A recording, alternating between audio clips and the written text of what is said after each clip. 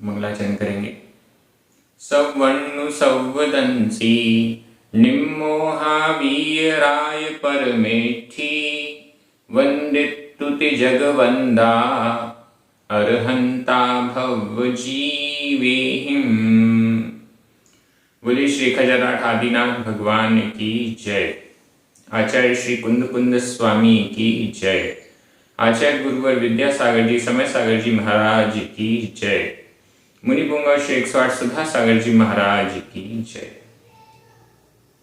हम सभी बड़े सौभाग्यशाली हैं जो हमें आचार्य कुंद कुंद स्वामी द्वारा रचित महान ग्रंथ अट्ठपाहुड़ के अध्ययन का अवसर मिल रहा है। चारित्र पाहुड़ चल रहा है।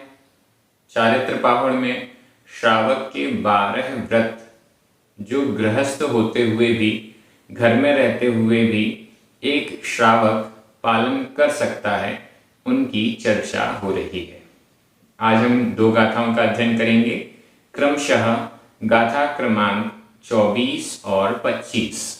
इन दोनों गाथाओं में 12 व्रतों में 3 गुण व्रत और 4 शिक्षा व्रत, इनका उल्लेख किया गया है। चलिए प्रारंभ करते हैं। गाथा क्रमांक 24। उच्चारण। दिशि, दिशि, विदिशि, विदिशि, माण। दिशि विदिशि माण, सभी जगह छोटी ई की मात्रा है। दिशि विदिशि माण। पढ़मम, पढ़मम, अणथ दंडस्स, अणथ आधता था, अणथ दंडस्स, दंडस्स। वज्जणम, वज्जणम, विदियम, विदियम।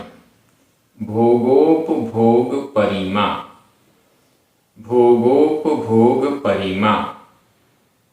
इयमेव, इयमेव।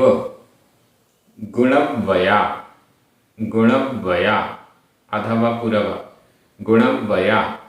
तिण्णी, तिण्णी आधणा पुराणा, तिण्णी।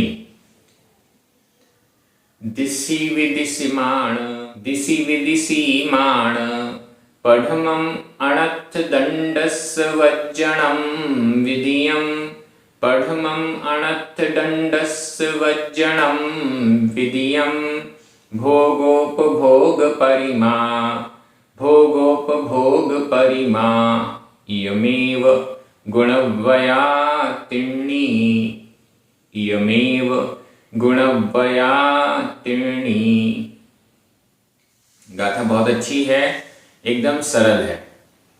इयमेव, इयम एव, संधि विच्छेद करके देख लें। इयम एव, इयम आधा मा, एव ए, आधा मा और ए की मात्रा मिलकर मामे की मात्रा हो गई। इयम यह, एव ही, यह ही। गुणव्यया, गुणव्यय गुणव्रत। इयम यह, एव ही। गुणव्यया गुणव्रत, गुणव्रत। तिण्णी 3, इयम एव यह ही। तिण्णी 3 गुणव्यया गुणव्रत हैं। ये ही 3 गुणव्रत हैं। गुणव्रत के बारे में हमने कल देखा था। गुणव्रत किसे कहा गया? जो अणुव्रतों में गुणात्मक वृद्धि करता है, जो अणुव्रतों को पुष्ट करता है, अणुव्रतों में गुण बढ़ाता है, उसे गुणव्रत कहते हैं। अणुव्रतों को सपोर्ट करता है। तो यहां इयमेव यह ही तिण्णी 3 गुणव्यया गुणव्रत हैं। ये 3 गुणव्रत हैं। कौन कौन से 3 गुणव्रत हैं? 3 की संख्या तो पहले भी बताई गई थी। गुणव्रत 3 होते हैं, यह संख्या पहले भी बताई गई थी। अब वो 3 गुणव्रत कौन से हैं, उनके नाम यहां पर बताए जा रहे हैं। सबसे पहला दिशि विदिशि माण। पढ़मम, पढ़मम प्रथम, पहला, पहला गुणव्रत दिशि विदिशि माण। दिशा और विदिशा। माण परिमाण, सीमा, दिशाओं की और विदिशाओं की सीमा कर लेना। दिशाओं में 4 दिशाएं हैं, उत्तर, दक्षिण, पूर्व और पश्चिम। इन 4 दिशाओं में और विदिशी, इनकी विदिशाएं, चारों दिशाओं के बीच में जो विदिशाएं हैं, आग्नेय, नैऋत्य, वायव्य इत्यादि, ये जो विदिशाएं हैं और दिशाएं हैं, इनका माण यानी परिमाण कर लेना, इनकी सीमा बना लेना। सीमा बना लेना मतलब इस दिशा में जीवन भर तक इतनी दूरी से आगे नहीं जाएंगे, उत्तर दिशा में यहां से आगे नहीं जाएंगे, दक्षिण दिशा में यहां से आगे नहीं जाएंगे। ऐसी 10 दिशाओं में, यहां दिशा और विदिशा कहा है, लेकिन ऊपर और नीचे भी, ऊपर इतनी ऊपर से ज्यादा नहीं जाएंगे, नीचे इतनी नीचे से ज्यादा नहीं जाएंगे। ऐसी 10 दिशाओं में आने जाने का परिमाण कर लेना, सीमा बना लेना और उसका जीवन पर्यंत पालन करना, यह पढ़मम पहला है। इसका नाम है दिग्व्रत। दिग्व्रत, दिग यानी दिशा, दिशाओं का व्रत। दिशाओं का व्रत, दिशाओं में आने जाने की सीमा बनाने वाला व्रत। इससे क्या फायदा है? इससे फायदा ये है कि उस जितनी हमने सीमा बनाई है, उससे बाहर जितना भी पाप कार्य हो रहा है, उसमें हमारी कृत कारित अनुमोदना से कोई भी हमारा हस्तक्षेप नहीं है, न कृत न कारित न अनुमोदना। वहां जो भी पाप होगा, जो भी गलत कार्य होगा, हिंसा आदि होगी, उससे हमें कोई लेना देना नहीं है। आचार्य समंतभद्र स्वामी तो कहते हैं, जो दिग्व्रत लेता है, दिग्व्रत की बाहर वाली सीमा में, मतलब दिग्व्रत के अंदर जो सीमा बनी है वो तो ठीक, लेकिन उसके बाहर वो महाव्रती के समान है, क्योंकि दिग्व्रत की सीमा के बाहर जितना भी क्षेत्र है, उस पूरे अनंत क्षेत्र में उसका महाव्रत है, एक भी हिंसा वो छोटी या बड़ी नहीं करेगा। तो इस दृष्टि से दिग्व्रत की सीमा के बाहर महाव्रत की परिणति स्वीकार की गई है आचार्यों के द्वारा। इसके बाद दिशा और विदिशाओं से लाई हुई कोई वस्तु वह ग्रहण नहीं करेगा। दिशा विदिशाओं से बाहर, सीमा से बाहर किसी वस्तु को लाने ले जाने का प्रयास भी नहीं करेगा, उन बाहरी वस्तुओं का उपयोग भी नहीं करेगा, यहां से कोई वस्तु बाहर भी नहीं भेजेगा। इस दिग्व्रत में दिशा और विदिशाओं का सीमांकन किया जाता है। इस सीमा से बाहर मैं जीवन पर्यंत नहीं जाऊंगा, ऐसा नियम लिया जाता है। यह पहला गुणव्रत है जिसे दिग्व्रत कहा गया है। अणथ दंडस वज्जनम विधियम। विधियम दूसरा, द्वितीय, विधियम दूसरा। दूसरा गुणव्रत कौन सा है? अणथ दंडस वज्जनम। अनर्थ, अनर्थ, अनर्थ दंड, अनर्थ दंड का, अनर्थ दंड का वज्जनम, वर्जन, अनर्थ दंड का त्याग। अनर्थ व्यर्थ, फालतू, बिना प्रयोजन, निष्प्रयोजन। अर्थ का मतलब होता है प्रयोजन और अनर्थ का मतलब है निष्प्रयोजन, बिना प्रयोजन। विद्यार्थी, विद्यार्थी, अर्थ, अर्थ यानी प्रयोजन। विद्या ही जिसका प्रयोजन है वह विद्यार्थी। अब अर्थ का मतलब हुआ प्रयोजन और अनर्थ जिसका प्रयोजन नहीं है वो हुआ अनर्थ। अनर्थ दंड, दंड का मतलब है मन वचन काय की प्रवृत्ति। अपने मन वचन और काय को व्यर्थ में ही इधर उधर चलाते रहना, कुछ भी सोचना, बेमतलब का सोचना, अनर्थ दंड है। बेमतलब का बोलना, निष्प्रयोजन बोलना, कुछ भी बोल रहे हैं, और शरीर की क्रियाएं भी कुछ भी करना, बिना प्रयोजन यहाँ वहां घूम रहे हैं, बिना प्रयोजन फूल पत्ती तोड़ रहे हैं, बिना प्रयोजन पानी को व्यर्थ बहा रहे हैं, गंदा कर रहे हैं, बिना प्रयोजन। प्रयोजन है तो फिर भी चल जाएगा। ये हमारा कार्य था, मजबूरी थी, करना पड़ा, हमें पानी पीना है, इसलिए वो पानी जल का एक जीव की हिंसा हमें करनी पड़ी। लेकिन निष्प्रयोजन हम जल का एक जीव की हिंसा कर रहे हैं, पृथ्वी का एक जीव की हिंसा कर रहे हैं इत्यादि, यह अनर्थ दंड कहलाता है। और इस अनर्थ दंड का वज्जनम वर्जन यानी त्याग, अनर्थ दंड का त्याग, यह दूसरा गुण व्रत है। कई आचार्यों ने अनर्थ दंड त्याग व्रत को गुण व्रत में नहीं रखा है, शिक्षा व्रत में रखा है। खैर, इससे कोई दिक्कत नहीं है। जो गुण व्रत हैं वही क्वालिटी, जब वो शिक्षा व्रत होते हैं तो उनमें वही क्वालिटी होती है। कुछ आचार्यों ने आगे पीछे किया है, लेकिन पालन तो सभी का एक साथ हमें करना ही है, इसलिए इसमें ज्यादा विशेष चर्चा करने की बात नहीं है। अनर्थ दंड का वर्जन, व्यर्थ में निष्प्रयोजन। अब हम घर गृहस्थी में रहते हुए निष्प्रयोजनीय कार्य क्यों करें? हमें क्या करना है?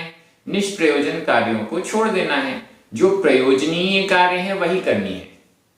घर गृहस्थी में हमें झाड़ू लगाना है, पोंछा लगाना है, कपड़े धोने हैं, भोजन बनाना है, ये सारी चीजें तो प्रयोजन वाली हैं।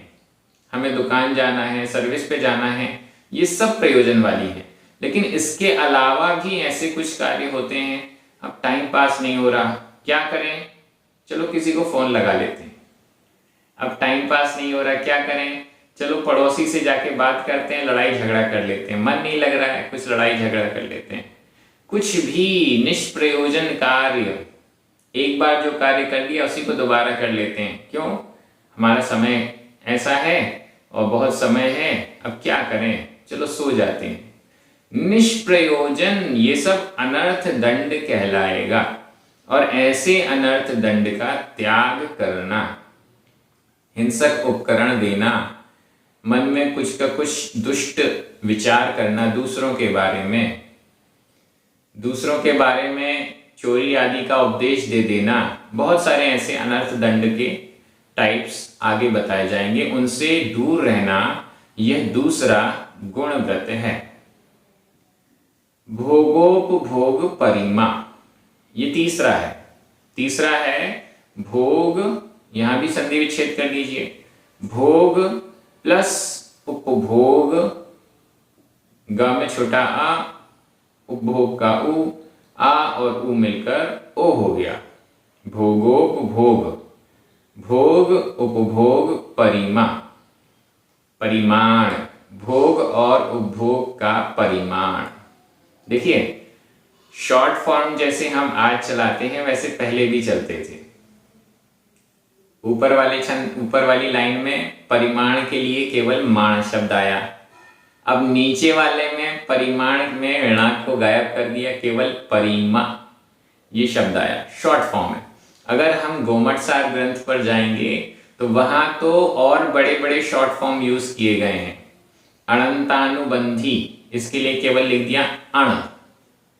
ऐसे बहुत सारे शॉर्टकट्स आचार्यों को यूज करने पड़ते हैं बार बार। जब वो शब्द बड़े बड़े आते हैं, उनको गाथाओं में लिखेंगे तो गाथाएं बहुत बड़ी हो जाएंगी, तो उसके लिए वो शॉर्ट फॉर्म भी कई बार यूज करते हैं।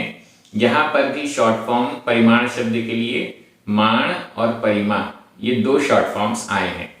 भोग उपभोग की वस्तुओं का परिमाण करना, भोग और उपभोग की वस्तुओं को सीमित कर लेना। देखिए, भोग का त्याग नहीं कर रहे हैं, उपभोग का त्याग भी नहीं कर रहे हैं, लेकिन उसको सीमित कर रहे हैं। भोग किसे कहते हैं? जो वस्तु एक बार भोगने में आती है उसे भोग कहते हैं, दोबारा हम उसे नहीं भोग सकते। और उपभोग, जिसे हम बार बार उपयोग में ला सकते हैं, उसे उपभोग कहते हैं। अब देखिए, जैसे भोजन को एक बार हमने कर लिया तो भोजन को हम दोबारा उपयोग में नहीं ला सकते। लेकिन बर्तन का उपयोग दोबारा भी हो सकता है। एक बार जिस थाली में हमने भोजन किया, धुलने के बाद दोबारा हम उसी का उपयोग करते हैं। वस्त्र, एक बार जो हमने वस्त्र पहने, धुलने के बाद दोबारा पहनते हैं। मकान, दुकान, धन, रुपया, पैसा, ये सब उपभोग की चीजें हैं।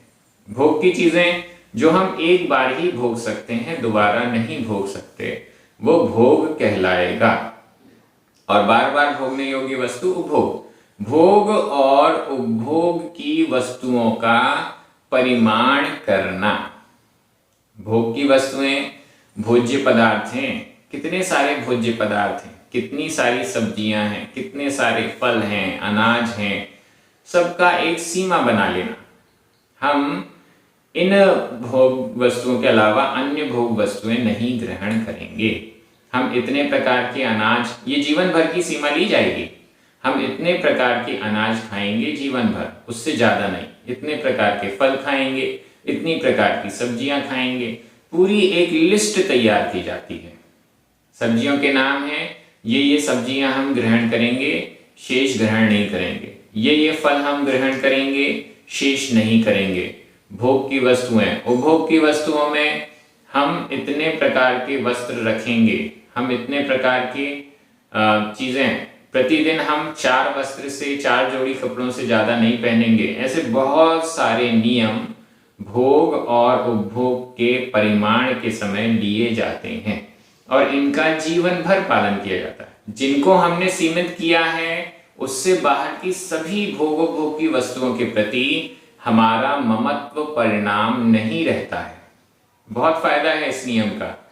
जितनी भी अन्य वस्तुएं हैं, उनके प्रति हमारा ममत्व परिणाम छूट जाता है, राग द्वेष का भाव भी छूट जाता है। दिग्व्रत की सीमा के बाहर हमारा ममत्व परिणाम छूट जाता है।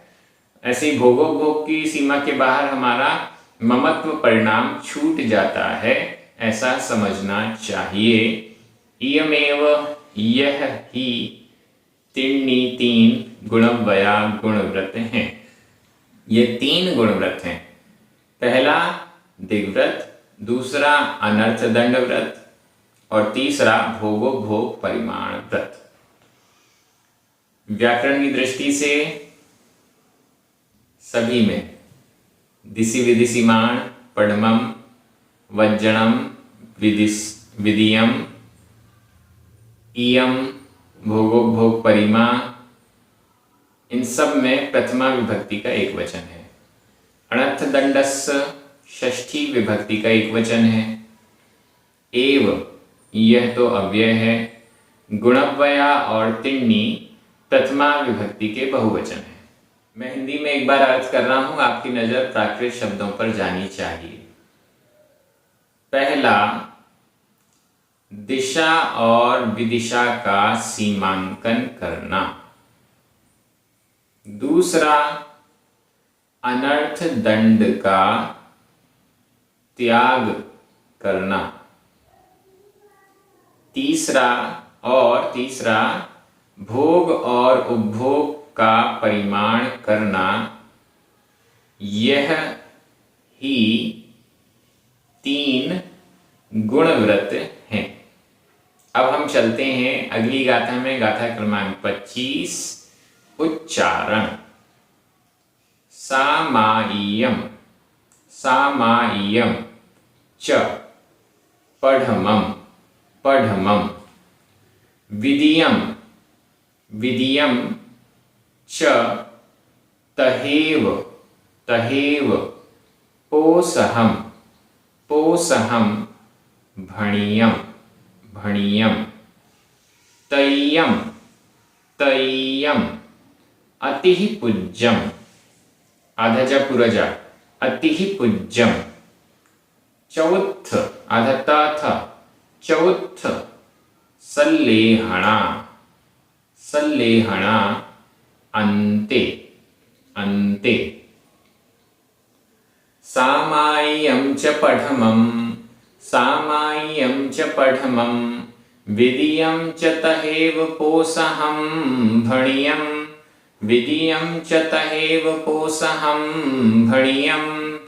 तय्यम् अतिः पूज्यम् तय्यम अतिहि पूज्यम चौत्थसल्लेहणा अन्ते, चौत्थसल्लेहणा अन्ते।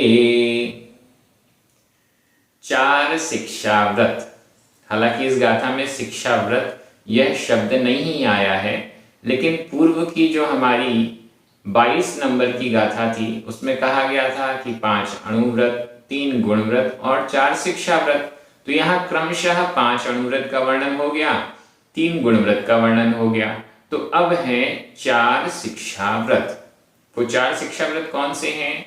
देखिए, पढ़मम पहला, विदियम दूसरा, तय्यम तीसरा, चौथ चौथा। चारों के नाम यहां मिलेंगे। पढ़मम पहला, पहला कौन सा है? सामायियम, सामायिक, सामायिक व्रत, ये पहला शिक्षा व्रत है। शिक्षा व्रत से तात्पर्य कहा गया था जो आगे बढ़ने की शिक्षा देता है। अणुव्रती को महाव्रती बनने की शिक्षा देता है। महाव्रतों में भी जो व्रत काम आते हैं या महाव्रतों की जो प्रैक्टिस यहां पर की जा रही है वो शिक्षा व्रत हैं। तो सबसे पहला है सामायियम, सामायिक, सामायिक करना, सामायिक व्रत। सामायिक प्रतिमा भी होती है और सामायिक व्रत भी होता है। प्रतिमा के समय भी हमने देखा था सामायिक तीसरे नंबर पर आया। दर्शन प्रतिमा, व्रत प्रतिमा और फिर सामायिक प्रतिमा। सामायिक का अर्थ है समता, समता भाव को धारण करना। समता भाव को धारण करना, अपने शरीर आदि सभी से ममत्व को छोड़ देना। जितनी देर के लिए सामायिक की जा रही है उतनी देर के लिए शरीर आदि सभी पर पदार्थों से ममत्व परिणाम को छोड़ देना। सामायिक पाठ आदि किया जाता है उस समय। दिशाओं और विदिशाओं का बंधन करके समस्त पाप कार्यों का त्याग कर दिया जाता है। समस्त पर परिग्रह इत्यादि पर पदार्थों से ममत्व का त्याग कर दिया जाता है। सामायिक पाठ आदि पढ़ते हैं, माला आदि फेरते हैं, ये सारे कार्य इस सामायिक के समय में किया जाता है। सामायिक व्रत में यहाँ पर दिन में 1 बार या 2 बार या 3 बार सामायिक की जा सकती है, ऐसा विकल्प सामायिक व्रत में है। लेकिन सामायिक प्रतिमा में अनिवार्यता 3 बार की हो जाती है। ये इन दोनों में डिफरेंस हमें समझना चाहिए। दूसरे नंबर पर विदियम, दूसरा, च यानी और विदियम दूसरा, तहेव उसी प्रकार, तह एव, यहां संधि विच्छेद कर लीजिए, तह एव, छोटा आ, ए और ए मिलकर आ का लोप हो गया, ए शेष रह गया। तह तथा एव ही, तथैव उसी प्रकार से, विदियम दूसरा, पोसहम, पोसहम, प्रोषद, भणियम कहा गया। भणियम शब्द को यहां लगा लीजिए या एकदम लास्ट में लगा लीजिए। भणियम कहा गया, यह भूतकालिक कृदंत का प्रयोग है। भणियम कहा गया, ये सारे व्रत कहा गया, कहे गए, ऐसा हम कह सकते हैं। तहेव उसी प्रकार से, पोसहम प्रोषध भणियम कहा गया। पोसहम प्रोषद, प्रोषद उपवास, प्रोषधोपवास व्रत, यह दूसरा शिक्षा व्रत है। प्रोषधोपवास, प्रोषधोपवास का क्या मतलब है? प्रोषद प्लस उपवास। प्रोषद यानी एकासन और उपवास, अष्टमी और चतुर्दशी ये पर्व के दिन कहलाते हैं और इन पर्व के दिनों में उपवास करना, एकासन पूर्वक उपवास करना, ये प्रोषधोपवास कहलाता है। यहाँ पर प्रोषधोपवास व्रत के समय पर इस व्रत के 3 भेद हो जाते हैं, उत्तम, मध्यम और जघन्य। उत्तम भेद है अष्टमी चतुर्दशी को उपवास करना और इससे एक दिन पहले और एक दिन बाद एकासन करना, मतलब एकासन, उपवास और फिर एकासन। ये हो गया उत्तम प्रोषधोपवास। मध्यम प्रोषधोपवास, अष्टमी और चतुर्दशी को उपवास करना, चारों प्रकार के आहार का त्याग। मध्यम और जघन्य प्रोषधोपवास, अष्टमी और चतुर्दशी को एकासन करना, एक बार ही भोजन करना, यह जघन्य प्रोषध उपवास कहलाएगा। एक बार ही आहार भोजन करना। ये 3 प्रकार का। अब प्रोषध प्रतिमा भी होती है और प्रोषधोपवास व्रत भी होता है। दोनों में क्या डिफरेंस हुआ? प्रोषधोपवास में तो ये 3 भेद किए गए। प्रोषधोपवास में तो ये 3 भेद किए गए हैं, लेकिन प्रोषध प्रतिमा में ये 3 भेद नहीं है। उत्कृष्ट भेद का ही पालन करना होता है। अष्टमी और चतुर्दशी को अनिवार्य रूप से या तो उपवास कीजिए या एकासन कीजिए, और उसके एक दिन पहले एक दिन बाद में एकासन रहेगा ही रहेगा। ऐसा वहां पर प्रोषध प्रतिमा का स्वरूप है। प्रोषधोपवास व्रत को और दृढ़ कर दिया जाता है तो वह प्रोषध प्रतिमा हो जाती है। तय्यम, तय्यम तृतीय, तीसरा वाला कौन सा है? अतिहि पूज्यम, अतिथि पूज्यम, पूजा, अतिथियों की पूजा। जिनके आने की कोई तिथि या डेट फिक्स नहीं है वो कहलाते हैं अतिथि। और जब ऐसे अतिथि प्राप्त हों तो उनकी पूज्यम, पूजा करना, मतलब आहार दान आदि करना। आहार दान को यहाँ पर लिया जा रहा है अतिथि पूजा में। हमारे मुनिराज, आरिका माता जी आदि पड़गाहन पूर्वक आहारचर्या के लिए निकलते हैं। जब उनका पड़गाहन होता है तब वो हमारे घर में आहार लेने के लिए आते हैं। उनका आना फिक्स नहीं है, उनकी डेट फिक्स नहीं है कि कब आएंगे, आज आएंगे कि कल आएंगे कि 1 महीने बाद उनका पड़गाहन हो पाएगा। तो यह है अतिथि कहलाए। इनकी तिथि फिक्स नहीं है, ये अतिथि कहलाए। और ऐसे अतिथि जब हमें सौभाग्य से प्राप्त होते हैं तो हम इनकी पूजा भी करते हैं, आहार दान कराते हैं, लेकिन आहार दान से पहले उनकी पूजा सेवा आदि करते हैं। तो यह अतिथि पूजा है। इस अतिथि पूजा में हर प्रकार के दान को लिया जा सकता है। आहार दान, औषधि दान, अभय दान, ज्ञान दान, इन सब का समावेश अतिथि पूजा शब्द में किया जा सकता है, ऐसा हम समझते हैं। ये तीसरे नंबर का हो गया अतिथि पूजा। अन्य आचार्यों ने अतिथि पूजा नाम नहीं लिया है। चौथा सल्लेहणा, अंते, अंत में, जीवन के अंत में सल्लेहणा, सल्लेखना धारण करना। जीवन के अंत में सल्लेखना धारण की जाती है।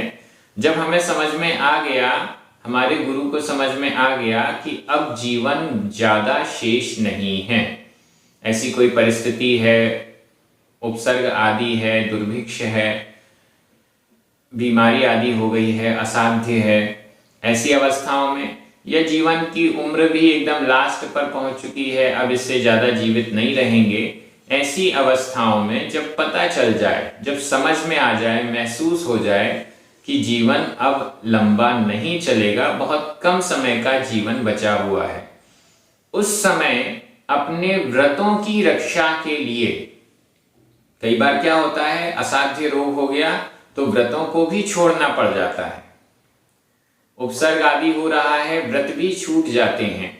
तो उन व्रतों की रक्षा के लिए जो प्रोसेस स्वीकार की जाती है उसे सल्लेखना कहते हैं। ये कोई मरने की प्रोसेस नहीं है, मरते समय अपने व्रतों को बचाने की प्रोसेस है। ध्यान से सुनिएगा, सल्लेखना मरने की प्रोसेस नहीं है, लेकिन मरण तो अनिवार्य है। इस अनिवार्य मरण के समय हम अपने व्रतों की रक्षा कैसे करें, व्रतों सहित हमारा मरण हो, मरण से पूर्व हमारे व्रत न छूट जाएं, मरण से पूर्व हमारे व्रत न छूट जाएं, इस बात का ध्यान रखना सल्लेखना है। कषायों को भी क्रश किया जाता है और शरीर को भी क्रश किया जाता है। शरीर पुष्ट रहेगा, हमारे व्रत छूट जाएंगे, और मरण नहीं हुआ तो व्रत तो छूट गए। ऐसी व्यवस्था करना कि मरण होने से पहले तक व्रत हमारे कंटिन्यू बने रहें, इसको सल्लेखना कहते हैं। इसकी पूरी विधि है सल्लेखना की, जो अनेक ग्रंथों में वर्णित भी है। रत्नगण श्रावकाचार में भी है, मरण कंडिका में भी है, मूलाचार आदि ग्रंथों में भी है। बड़े बड़े ग्रंथों में सल्लेखना का बहुत अच्छा वर्णन है। तो यह चौथा शिक्षा व्रत है। कई आचार्यों ने इस सल्लेखना की गिनती 12 व्रतों में नहीं की है, लेकिन फिर भी सल्लेखना को और दान को श्रावकों के लिए अनिवार्य कहा गया है। बिना व्रत लिए सल्लेखना नहीं हो सकती, अव्रती की सल्लेखना नहीं हो सकती, क्योंकि सल्लेखना का मतलब ही है व्रतों की रक्षा। और जब व्रत लिए ही नहीं है तो रक्षा किस चीज की करनी है?